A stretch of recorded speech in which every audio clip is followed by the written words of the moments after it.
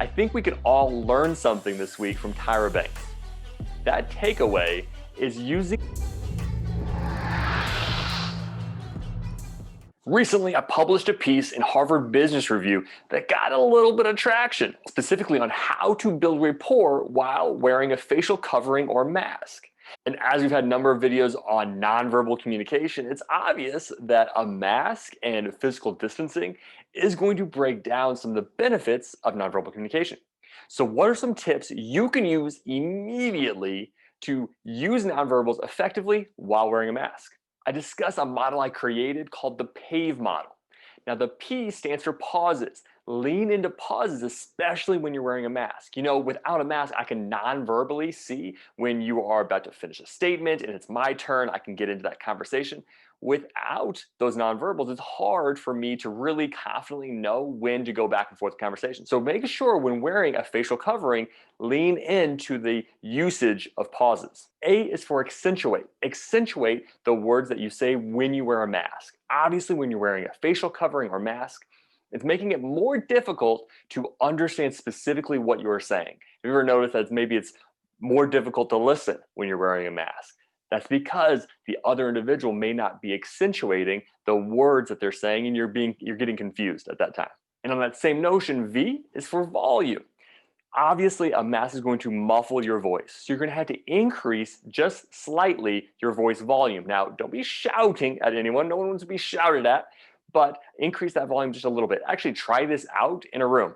Be by yourself, put a mask on, record yourself. Put your cell phone out, record yourself, and see just how much you need to increase, just slightly, that volume so people can hear you effectively. And finally, E is for emotion.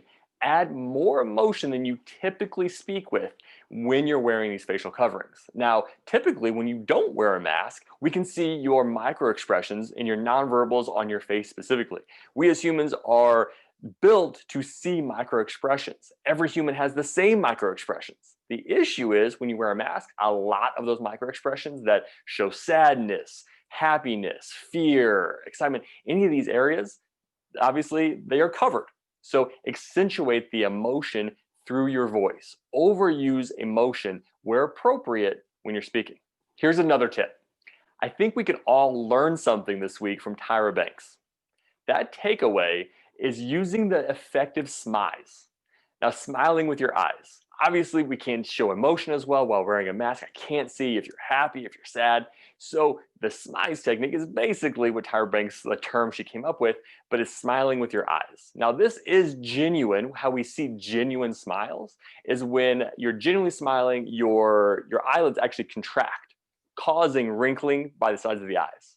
So to show that you're supporting someone else or smiling at someone else, make sure to over accentuate your eyes specifically, squinting specifically to show a genuine smile. And finally, gestures. Obviously, if we can't use facial expressions as much while wearing a mask, let's lean into our gestures specifically. So whatever your base level of gestures may be, increase it by about 10%. Practice this in your room, but increase about 10%. Your hands in a sellable moment when you're trying to effectively use nonverbal communication with someone else, there's an invisible box in front of you. Don't put your hands above your shoulders, out to the side of your shoulders, or below your belly button. Keep them right here. This is a resting position, but it's easy for you to then use hand gestures the entire time. I would say right now, when wearing a mask, to increase rapport with other individuals, lean into gestures. Use about 10% more than you regularly would. And again, this is something you would test in your bedroom. Go to a mirror, test out what 10% extra gestures would look like. You know what? These weekly videos are pretty good. Thanks so much. You should subscribe to the channel. 70% of people who watch these videos aren't subscribers based by metrics. So subscribe. Meh, I'm good. We'll see you next week.